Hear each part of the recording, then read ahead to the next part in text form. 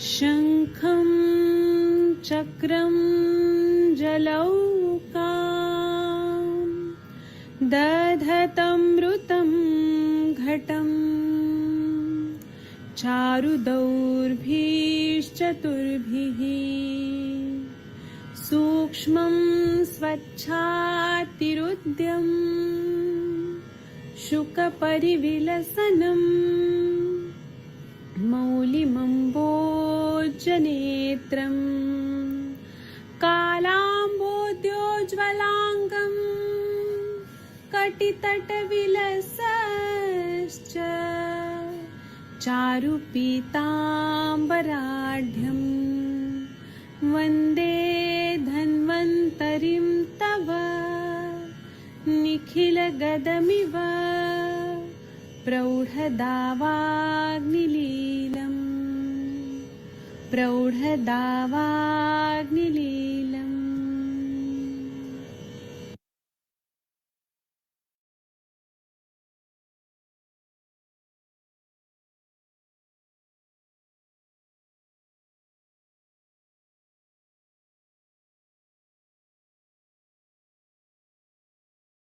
प्रणाम सभी लोगों को। मैं वैद्य अरविंद पाठक पुणे महाराष्ट्र से आप सभी लोगों का स्वागत करता हूं। सभी लोगों को कोटि कोटि प्रणाम करता हूं।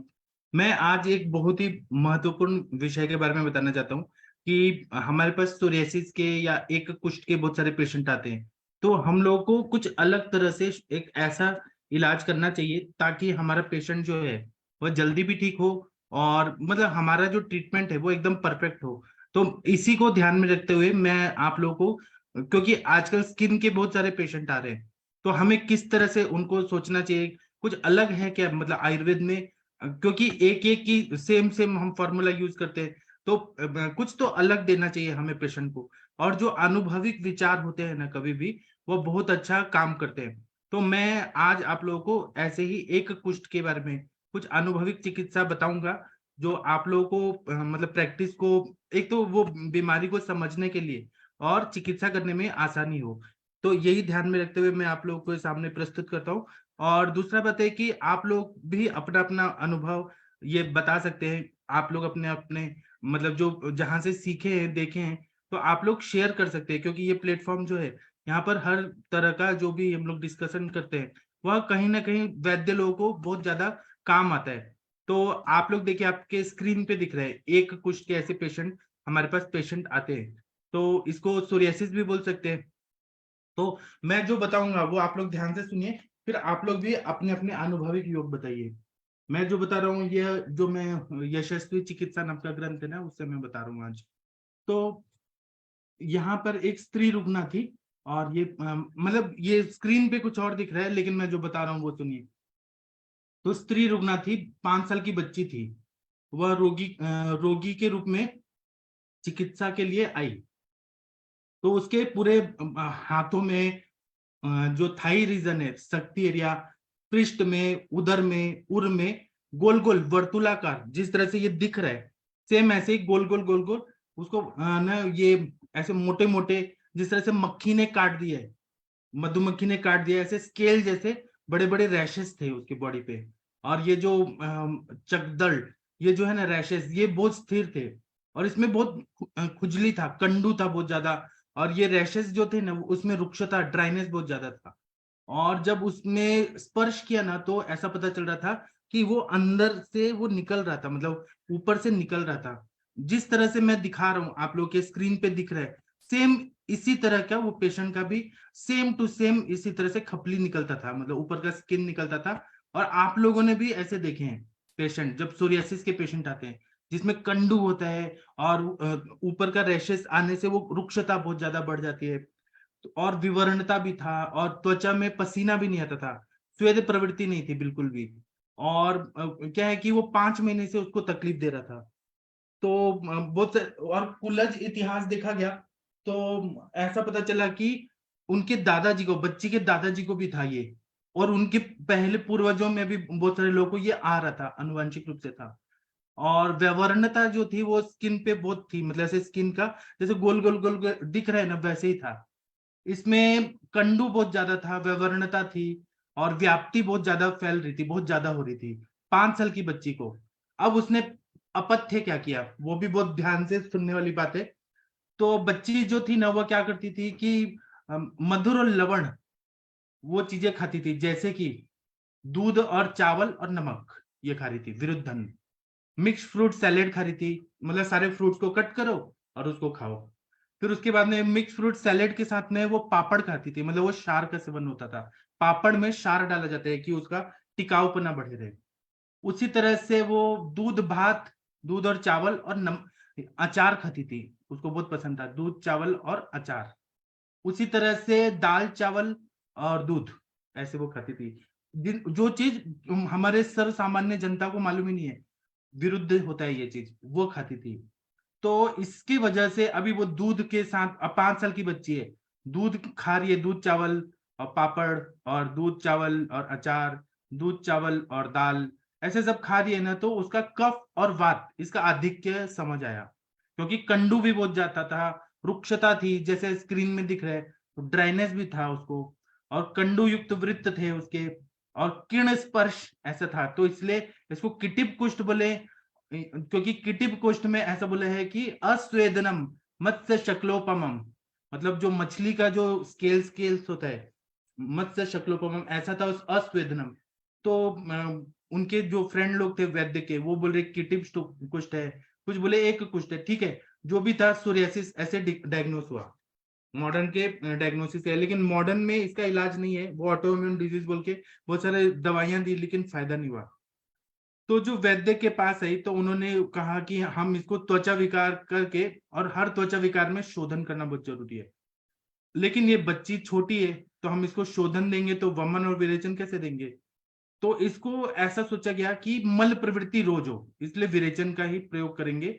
और दूसरा बात है कि व्यवहारणता बहुत ज्यादा थी, और व्यवहारणता के साथ वहां पे जो मोटे मोटे ऐसे स्केल टाइप थे, खुजली बहुत ज्यादा थी।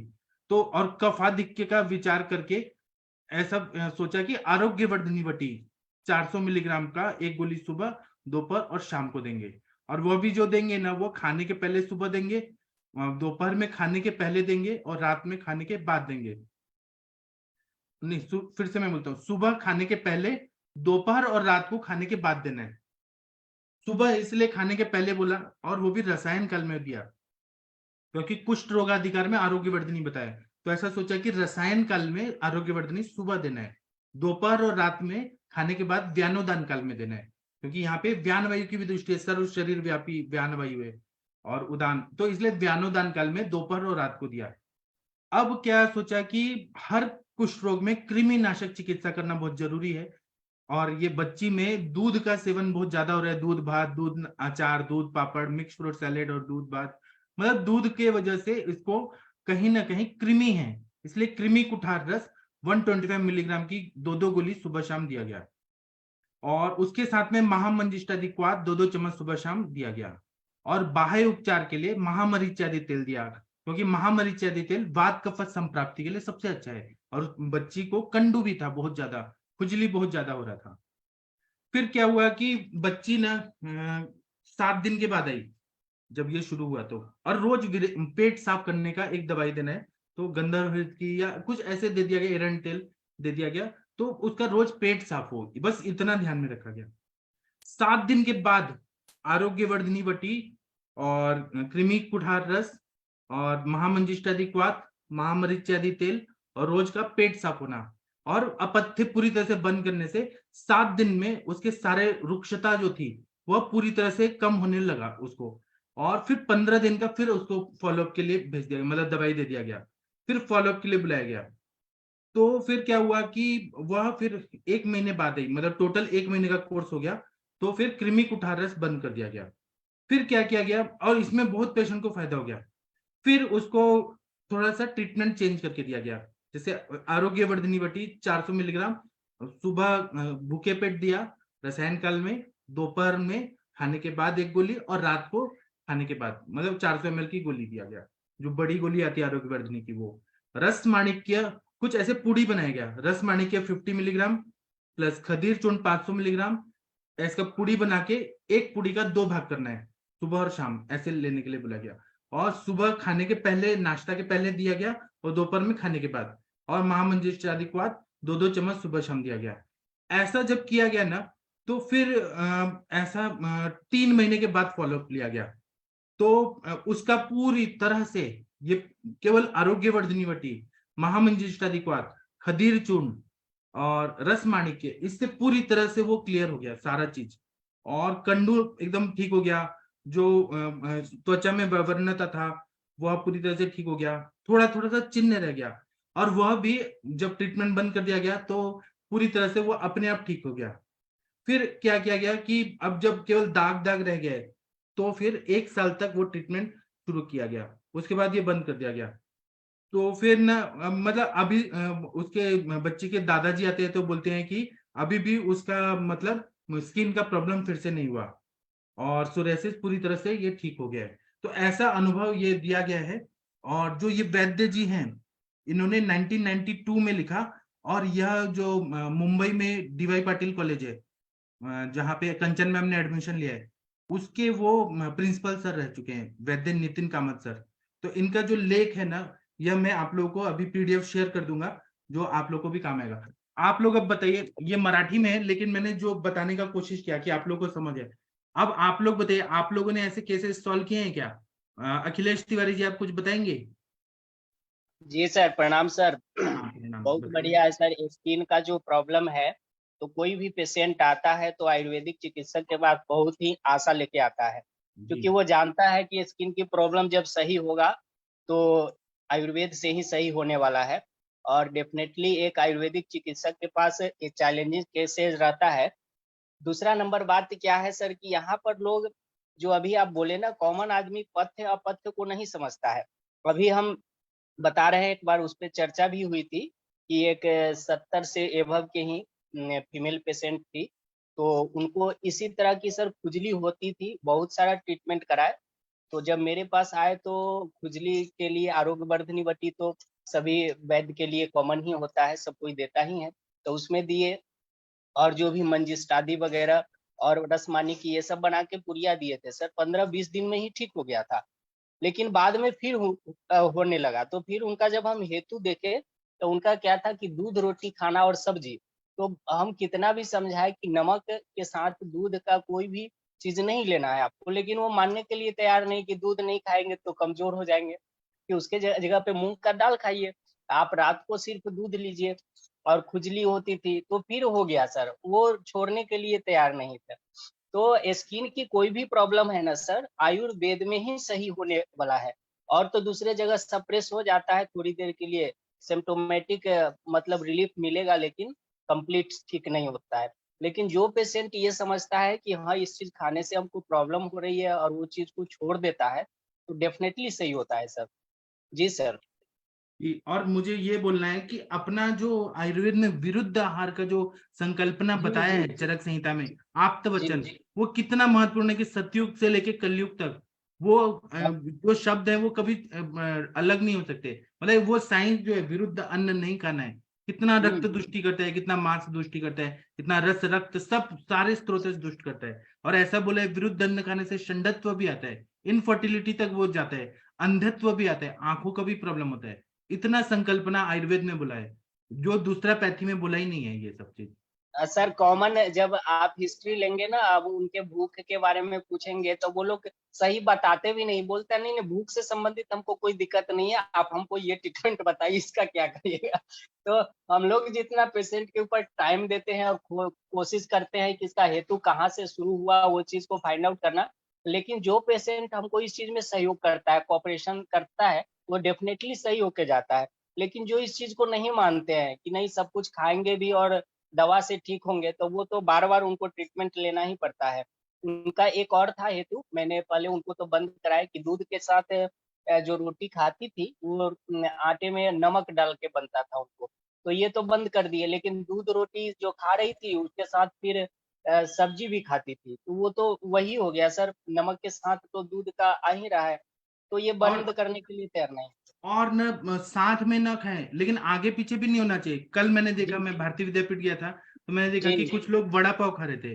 अब वड़ा और पाव, उसमें नमक होता है, और जो पाव और रोटी बनता है पाव, उसमें दूध और नमक डाल के ही पाव बनता है। एक तो वो खुद ही विरुद्ध है, ऊपर से जो वड़ा खाया जिसमें लहसुन है, नमक है और बहुत मसाले हैं, आलू है, वो खाने के बाद फिर कोल्ड कॉफी, मतलब, और वो भी आइसक्रीम वाला कोल्ड कॉफी।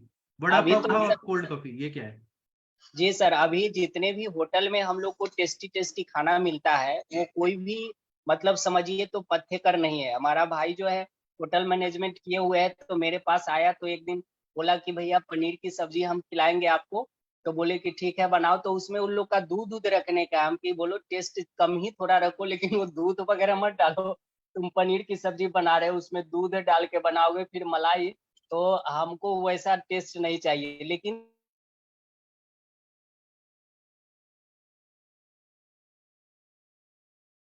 जी, आपका आवाज चला गया। जी सर। हाँ हाँ।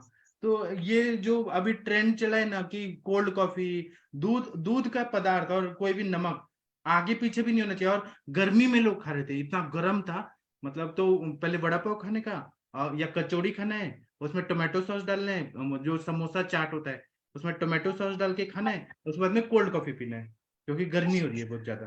तो ये क्या है, मतलब ऐसे पूरा ऐसे पेट में जाके कचरा सब जमा हो रहा है, फिर स्किन का प्रॉब्लम नहीं होगा क्या? वो भी रोज, एक दिन नहीं, रोज रोज खा रहे हैं। जी, आदित्य सर, आपने ये मतलब एलोपैथी साइंस में तो ये सब नहीं पढ़ा होगा जो हम लोग बात कर रहे हैं। जी सर। सर और मेरे ख्याल से सर विरुद्धार की बात करते हैं कि पेशेंट को आइडिया भी नहीं होता है और ना ही एलोपैथिक डॉक्टर्स को आइडिया है। तो जैसे बोलते हैं स्मोकिंग करते हो, हम लोग से पूछे तंबाकू, गुटखा, सिगरेट, दारू, ड्रग्स और सेक्स, और इसके साथ ही वो ये भी अगर ऐड कर दे जैसे दूध के साथ खट्टी चीजें, नमक दूध के साथ, फल दूध के साथ कोल्ड ड्रिंक, या कोई भी ऐसा एटिपिकल कॉम्बिनेशन आप खाते हो क्या? चाय के साथ नमक, इस तरीके से नमक की कोई भी चीज, तो शायद ज्यादा लोग आउटपुट दे पाए, ऐसा सोचना। हाँ, और दूसरा बात है कि अनुरिता मैम, आप मेरे साथ कभी भारतीय विद्यापीठ चलिए, वहां का बैक मार्केट में देखिए, तो जितने बैक मार्केट में ये स्टॉल थे ना, बच्चियां 20-20 साल की हैं, इंजीनियरिंग करने आई हैं, और सब सिगरेट पी रही हैं। मैं मुझे इतना अजीब लगा कि आज का दुनिया क्या है, लड़कियां 20-20 साल की सिगरेट पी रही हैं, सिगरेट के सामने ये विरुद्ध तो खा ही रही हैं, लेकिन बच्चियों में इतना सिगरेट का है प्रचलन बढ़ गया है। और बाद में इनफर्टिलिटी नहीं होगा क्या उनको? कौन बताएगा ये सब बात? ठीक है, आप लोग को और कुछ बोलना है क्या? कुछ आप लोग डिस्कस करना चाहते हैं अपने केसेस? अर्शिया मैम कोई बताना चाहती हैं? अनम्यूट हो पा रहे हैं कि नहीं? एक मिनट रुकिए, सॉरी सॉरी, मैं अनम्यूट करने का ऑप्शन अभी देता हूँ। हाँ, अब देखिए, अनम्यूट हो पा रहे हैं क्या आप लोग? जी। हाँ प्रणाम सर। हाँ जी मैम, बताइए। सर ये महामरीचादी तेल इंटरनल लेना है क्या सर? नहीं नहीं, बाहर, ओके लोकल ओके। बाह्य? ऐसे जब रैशेस होते हैं ना, जो स्क्रीन पे दिख रहे हैं, तो महामरीचादी तेल कंडू है, और जहाँ पे रुक्षता बढ़ी है वहां पे जी सर। महामरीचादी तेल।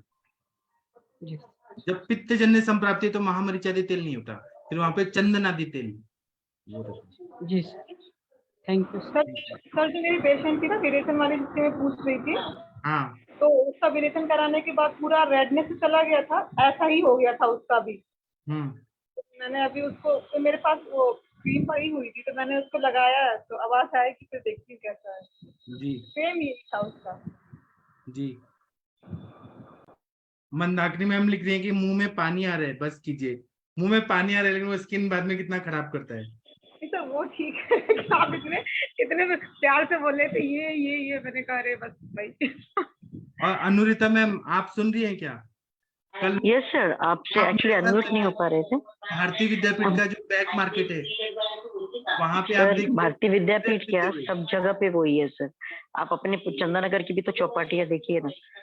और दूसरा चीज क्या है सर, जैसे मॉडर्न के लिए सिर्फ ये इम्यूनोमोड्यूलेटरी चेंजेस है, इन्फ्लेमेटरी चेंजेस है, लेकिन आयुर्वेद में आप जब सोरियासिस मतलब आजकल तो स्किन डिसीज का इतना ज्यादा प्रमाण बढ़ गया है, तो ट्रीटमेंट देते वक्त में भी थोड़ा सा multi modular mode of treatment रखना पड़ता है, क्योंकि कभी एक कुछ कुष्ठ, कभी कीटिप कुष्ठ की तरह, या कभी क्रुमिग्न चिकित्सा जैसे आपने बताई। लेकिन अगर कई बार मुझे जीर्ण ज्वर की चिकित्सा भी देनी पड़ती है, कभी कई बार वात रक्त की भी चिकित्सा देनी पड़ती है, क्योंकि रक्त दुष्टिकर आहार विहार और पित्त प्रकोपक आहार विहार, और दूसरा आपने जो बताया सर, मुझे ऐसे लगता है जंक फूड में और नॉनवेज, जो अभी किसी ने बोला ना होटेलियर, सर वहां पे 80% विरुद्ध नहीं होता है।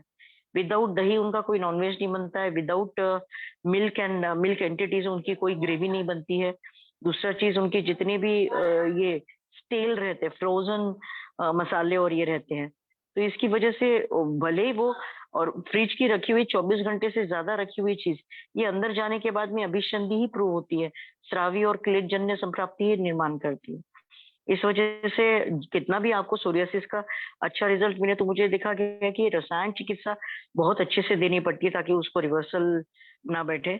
और दूसरा चीज, आपने जो लाइन ऑफ ट्रीटमेंट बताया बिल्कुल बढ़िया उसमें ये मिलता है। लेकिन प्लेक सोरियासिस या सोरियासिस वल्गैरिस या जो पशुलर सोरियासिस है, उसमें बहुत वर्स कंडीशन हो जाती है पेशेंट की, क्योंकि उसके हेतु बंद नहीं होते या उसके बाकी का सारा चीज। तो इसलिए गुरुचीगण और गुरुची के साथ में जो हमारा रक्त प्रसादक गण है, वो बहुत दिन तक, जैसे आपने महामंजिष्ठादि को हाथ दिया, तो वैसे महामंजिष्ठादि, खदीरारिष्ट और ये सारी चीजों को, और व्यत्यसात जात्यादि और महामरीचादि और ये तेलों का, कड़ू निम्ब तेल का बहुत अच्छा फायदा मिलता है सर। लेकिन अगर उसने फिर से हेतु शुरू किए, 101% उनको फिर से सोरियासिस डेवलप होता है, ये देखा है। क्योंकि और ये हेतु है ना, कितने सालों से खाया जा रहा है, कितने सालों से, तो फिर उनको एक्सपेक्टेशन रहता है कि जल्दी ठीक करो। सर कुछ लोग ना पिज्जा बेस घर पे लाते हैं, उनको पिज्जा बेस को ना 2 दिन फ्रिज में ना रखे, ऐसे करके कह के वो रखने के लिए बोले, फंगस आता है सर उसको, जो 72 घंटे के अंदर फंगस आता है। पिज्जा बेस है या बर्गर बेस है या जो भी चीज है, मतलब उसके अंदर का वो जो फर्मेंटेशन है, within 24 hours it can increase fungus inside your body also. Same. Sir इसमें मैम ये पिज्जा बेस ही नहीं, जो हम सब्जियां लाके हफ्तों फ्रिज में रख रहे हैं ना, टमाटर, हाँ जी, हाँ जी, ये भी मैम मेन रीजन है, तो और हम ये तक बढ़ा देता है। बिल्कुल मैम, अभी फिलहाल लोगों ने महसूस किया होगा, पर्टिकुलरली आम, घिया या टिंडा जैसी चीजें वो काली पड़ जाती है, फ्रिज में रखो आप, वो काली पड़ जाती है। उसको आप ऊपर से निकालेंगे ना, अंदर सब्जी वैसे दिखती है, but those are very heavy chemical, मतलब उसके ऊपर ये रहता है, मतलब ऊपर से अगर वो ब्लैक होता है तो अंदर जरूर उसकी सारी चीजें, उसके सारे गुण, वीर्य, दोष, सब चीजों को बदल देता होगा, ऐसे मुझे लगता है। बिकॉज हफ्ते रखते हैं ना, वो उसकी स्किन सिकुड़ जाती है, उसी में सड़ते हैं, लोग काट के उसे खाए चले जाते हैं। टमाटर मैडम ये कम से कम 4 दिन 5 दिन का है, लेकिन जो सॉसेस है आप समझिए ना, उसके अंदर डेलिबरेटली बेंजोएट और बेंजीन की सारी चीजें डाली हुई है, या सोडियम जो क्लोराइड है वो सारी चीजें डाली हुई है, तो वो अंदर जाने के बाद में आपको क्या लगता है, टोमेटो का या इसका मतलब कुछ चीज न्यूट्रिशनल पावर कुछ देता होगा क्या? इट क्रिएट्स अभिसंधि एंड अदर गुण, जिसकी वजह से कफ का प्रकोप या पित्त का दुष्टि या वात का प्रकोप, ऐसी चीजें निर्माण करता है ना वो। भले ही प्रिजर्वेटिव डला है, लेकिन वो प्रिजर्वेटिव भी केमिकल है, और अंदर जाने के बाद में टोमेटो या जो भी केचप है या जो भी सॉस वगैरह है, आप देखिए विदाउट प्रिजर्वेटिव 6 या 7 दिन आप फ्रिज में ठंडक में रख सकते हो, लेकिन beyond that you require sodium benzoate and other preservatives, so that is also creating very big. और अग्निमांदी इतना गंदा करता है वो, पर्टिकुलरली किडनी फेलियर के पेशेंट में मॉडर्न के लोग आजकल स्पेसिफिक बता रहे कि सॉसेस मत लो, जो टोमेटो केचप्स या बाकी का चीज सॉसेस वगैरह। अब सॉसेस की लिस्ट में भी तो पूरा बढ़ गया है ना, उसका हमारा स्टडी नहीं है एज एन मॉडर्न हेतु, जो मायोनीज है, देन शेजवान है, देन ऑल वो सारी चटनियां और पता नहीं क्या क्या इटालियन सॉसेस, ये सारी चीज में इट्स वेरी रिडिकुलस एक्चुअली। जी, सुनीता मैम कुछ बोलना चाहती हैं? सुनीता मैम, आपने, विकास जी आप कुछ बोलना चाहते हैं? प्रणाम सर। सर मुझे दो चीजें पूछनी है, छोटी सी डाउट्स है। हाँ। एक तो सर लोग आजकल चाय के साथ पकौड़ा या चाय के साथ सब्जी पराठा ये सब लेने लगे हैं। यही तो बात है। तो चाय भी तो नुकसान करेगी। मैंने बोला तो कहते हैं कि चाय के साथ नहीं होता, चाय दूध के साथ होता है, चाय के साथ नहीं होता है। तो अच्छा, चाय में भी तो दूध हुआ ना। वही तो मैं भी बोल रहा हूँ ना, कॉफी में भी तो होता है। और सर मुझे एक चीज और पूछनी थी, अभी जैसे रेस्टोरेंट्स की बात आई थी, तो रेस्टोरेंट में जैसे कुछ लोग जो काफी ट्रेवल करते हैं, रेस्टोरेंट्स वगैरह में खाते हैं, वहां पे तंदूरी रोटी होती है। तो क्या तंदूरी रोटी प्रॉपर तरीके से अगर फ्रेश बनी है, मैं ये नहीं कह रहा कि उसमें आप बहुत पुरानी रखी हुई नहीं, अगर आटे से ही बनी है, तो तंदूरी रोटी ज्यादा हेल्दी रहेगी या फिर तवे की रोटी ज्यादा हेल्दी रहेगी, अगर दोनों जैसे गेहूं के आटे से फ्रेश बनी है तो? वो सात्विकता पे है और अग्नि पे डिपेंड करेगा ना। मतलब कि ज्यादा पचाने में कठिन तो तंदूरी रोटी हुई ना सर। बराबर, हाँ। तो अगर हो सर सके अगर तो गेहूं की हुई, हाँ। गेहूं की हुई, आटे में हाँ जी। मैदा नहीं रहा, दूसरा चीज उसको गूंदते वक्त में अगर उसमें दही या बाकी का चीज नहीं गिरा, तो हाँ, तंदूरी इज गुड, बिकॉज वो हल्की हो जाती है। और हम जो चपाती बनाते हैं, जो चपाती में गेहूं और हस्क के बगैर अगर रहेगा और तेल वगैरह, हमारे मराठी सिस्टम में चपातियों को 3 लेयर बनते हैं तेल के, that is very Guru for digesting. वो फुल्का नहीं नॉर्मल खाते जैसे हमारे यहाँ। नॉर्थ इंडिया में जो चपाती रोटी बनती है तवे की और उसे फूलते हैं फुल्का, मैं उसको और तंदूरी रोटी को कंपेयर कर रहा हूँ कि कौन सी पचाने में तंदूरी ज्यादा इफ इट इज ऑफ गेहूं और हाँ। If it doesn't contain any yogurt और दही, अगर उसके ये करते वक्त में नहीं रहा, जो कुलचों में रहता है देखिए, तो देन गेहूं का जो ये रहता है तंदूर, इट्स गुड। द रीजन उसका अग्नि का संपर्क और उससे लघुता ज्यादा आती है। और ये खा के भी आप देखिएगा कभी, जो ढाबे का रहता है, अभी यहाँ महाराष्ट्र के ढाबे नहीं, पंजाब के या नॉर्थ में जो ढाबे मिलते हैं वहां पे वो देते हैं बकायदा, और फिर उसके ऊपर घी लगाते हैं, तो दैट इज गुड। लेकिन जो हम चपाती वगैरह ये करते हैं, तो इट इज अगेन तरकम भाव से जो है उसके कंपैरिजन में उससे गुरु रहती है वो। मैम अगर हम नहीं, मतलब जैसे नॉर्थ इंडिया में रोटी भी फुल्का जो बनती है उसमें कोई तेल वेल नहीं लगाते हैं, जो नॉर्मली आंच पे पकाते हैं, जैसे थोड़ा तवे पे सेका और फिर आंच पे, तो उसके कंपैरिजन वो में भी पूछ रहा कंसेप्ट हूँ। मैंने स्टडी किया, I was also suggesting phulkas only. लेकिन हमारे यहाँ पे फुल्का बनाने का तरीका ये है, हम गैस का तवा हटा देते हैं और चूल्हे पे करते हैं। It contains methane gas sir, and that is also not good. अगर आपको फुल्का बनाना है तो वो भी अपने तवे पे ही बनाना चाहिए। एंड मैंने ये ट्रायल किया है, आई डोंट नो बाकी कितना लेडीज करती है। मिट्टी के तवे मिलते हैं, रेड मिट्टी के, आजकल मिलने लगे बहुत इजीली। अगर आपने उसको बहुत अच्छी तरह से गर्म वगैरह करके और वो चीज अगर आपने यूज किया, तो that will be more healthier and more good instead of Hindalium and that German का जो तवा रहता है उसके कंपैरिजन में। मैम जनरली यहाँ पे नॉर्थ इंडिया में सब लोग कास्ट आयरन वाला ही यूज करते हैं घरों पे भी। दैट्स व्हाट ना सर, मतलब हमारी हर चीज अच्छी, लेकिन अगर सूक्ष्म चीजों पे अगर हम ध्यान देंगे तो दैट बिकम्स वेरी, मतलब सोच कर ये प्रमोट करने की बात है। बोलिए सर। मैम हाँ जी। इसमें मैं ये कह रहा हूँ, जो तंदूर होता है तो उसमें टेम्परेचर मैम बहुत ज्यादा होता है, जबकि ये जो चूल्हे में रोटी बनती है ना कुकिंग गैस पे, तो मैम उसका टेम्परेचर बहुत स्लो होता है। मुझे लगा था कि वाटर कंटेंट उसमें कम हो जाता तो पचने में मुश्किल हो जाती होगी, ये मैं सोच रहा था। नहीं नहीं सर, आप जो टेम्परेचर ज्यादा की बात कर रहे हैं, उस टेम्परेचर ज्यादा में भी आप देखिएगा, जो भट्टी लगाते हैं वो भट्टी को सिकाई कैसे करते हैं, मिट्टी के ऊपर उसको लगाया जाता है और आंच पे ही सिकाया जाता है। It doesn't go directly with the blue flame. जबकि जब हम फुल्का बनाते हैं तो it gets directly connected with in contact with yellow and blue flame, and that is not good because it has gas content into it, and that too methane LPG. ये जस्ट हाल ही में मैंने 2-3 महीने पहले मैंने ये बनाई। उसमें सच मैं खुद फुल्का प्रमोट करती हूँ, फुल्का ही खाती हूँ, लेकिन वो फुल्का गैस पे ये करने की बजाय यू शुड तवे पे सेकना चाहिए, ऐसे मुझे लगता है। बिकॉज कंडे की आग पे सेके तो सर आपके वहां पे जो भी कुछ अगर प्रोविजन है उसमें जितना आप आइडियल करें that is best, but as an city life या कॉर्पोरेट स्ट्रक्चर में या जो भी आज का ये चल रहा है hot plate and all other thing, this is again a new topic of the study to understand the temperature and अग्नि प्रक्रिया और अग्नि संस्कार। मैम लेकिन आटा भी पुराना होता है कभी मतलब कभार आयुर्वेद के होटलों अनुसार जो हाँ जी, होटल में आटा पुराना होता है, बस इतना आयुर्वेद के बताना। अनुसार ही हाँ जी सर, और अगर वो पुराना आटा रहा तो भी वो अम्वन ही फर्मेंटेशन ही क्रिएट करेगा।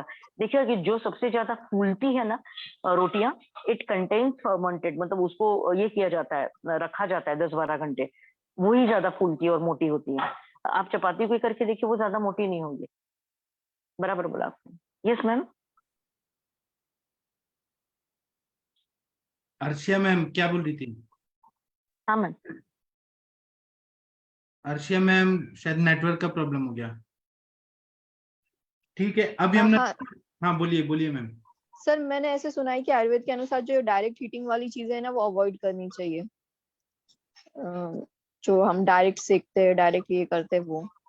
हाँ, अति उष्ण पदार्थ तो मना किया गया है ना, अति उष्ण नहीं खाते। जी सर लेकिन चूल्हे का जो रहता है ना सर, उसका प्रक्रिया बहुत अच्छा रहता है, क्योंकि वहां पे मतलब जो पहले चूल्हे चलते थे वो गौरी जो रहती है, मतलब डंग टीक, that has very different this thing on to. आप देखिएगा चूल्हे का खाने का टेस्ट भी बहुत अलग हो जाता है, तो दैट मतलब वो भी वो ठीक है, लेकिन संस्कार कुछ अति शायद। उष्ण अति शीत ऐसे मना किया गया, बहुत गरम गरम हाँ बराबर, सो इसीलिए तो ओवन की चीजें जो है वो मतलब बहुत हाई जो फ्लेम में मिल रहे थे, क्योंकि वो उनका टेम्परेचर 100 के भी अबव रहता है। अभी मैं 100 तो to बोलता हूँ 100। कि आप लोगों का ना बहुत ज्यादा स्कोप बढ़ने वाला है, क्योंकि लोग ना अभी आप देखिए कि गर्मी का दिन है और लोग इतना विरुद्ध अन्न खा रहे हैं, तो आयुर्वेदिक डॉक्टर्स का तो बहुत बिजनेस बढ़ने वाला है।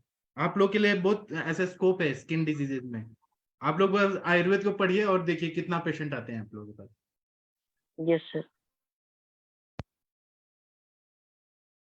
ठीक सर है। मुझे ये पूछना था इसमें कि ये पूरे 1 महीने तक उसे विरेचन दिया गया, छोटी बच्ची है, तो इसमें हम कौन सी नहीं, चीज यूज करनी ऐसा नहीं, चाहिए? ऐसा विरेचन कंटिन्यू नहीं दिया गया। उसमें लिखा है कि हमने विरेचन दिया, लेकिन क्या दवाई दिया ऐसा मेंशन नहीं किया गया। ओके उन्होंने बस ये लिखा है कि हमने शोधन दिया, विरेचन की सर, दवाई नहीं मेंशन आपके हिसाब से इतनी छोटी बच्ची है तो उनमें हम जैसे नित्य विरेचन टाइप का क्या दें या नित्य अनुलोमन टाइप का क्या चीज देनी चाहिए पूरे एरंड महीने? तेल, ऐसा बोला जाता है, एरंड तेल को रोटी जब बनाते हैं ना तो उस आटे में डालते हैं एरंड तेल, थोड़ा सा शुंठी डालते हैं। जी, रोज का रोज पेट साफ होते रहना चाहिए। ऐसा जी। विरेचन, स्पेशल विरेचन नहीं दिया गया। हाँ, अनुलोमन टाइप का कुछ ऐसा दिया, हल्का सा दिया, मतलब और कचरा उसमें निकलते थोड़ा जाए बॉडी का, कचरा निकलता है। टॉक्सिन्स। जी थैंक यू सर, प्रणाम सर। हाँ, तो सुनिए अभी हम थोड़ा ब्रेक लेते हैं, ब्रेक के बाद फिर मिलते हैं 8:15 पे। तब तक के लिए प्रणाम सभी लोगों को, थैंक यू, फिर मिलते हैं, थैंक यू।